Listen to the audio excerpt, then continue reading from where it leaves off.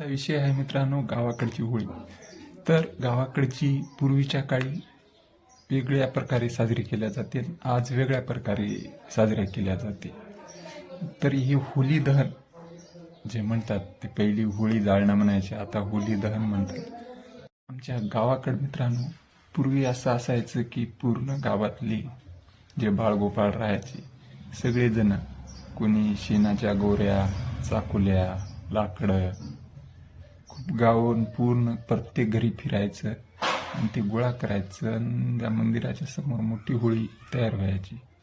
मग ते जाळल्या जायची आणि तिथं त्याला नैवेद्य ठेवायचा, तिथं रांगोळी काढायची, त्याला पूर्ण वेढा मारायचा आणि त्याच्यातली एक गौरी अंगारा म्हणून काढायची आणि ती घरीसुद्धा न्यायची.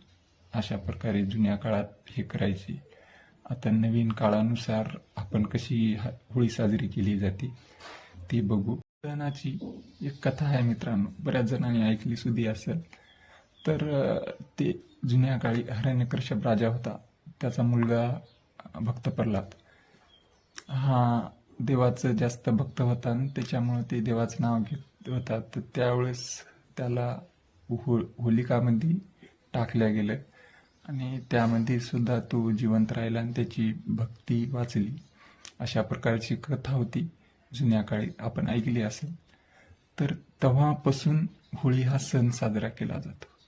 तर आता बदलत्या काळानुसार आपण या होळीकडून ते वाईट विचार, जे कपटी भावना, नकारात्मक विचार त्याच्यात टाकूया आणि आयुष्यामध्ये जे प्रेम, बंधुभाव, आत्मीयता सर्व काही आत्मसात करू, जपूया आणि या पवित्र अग्निकुंडात आपले असे नकारात्मक विचार टाकून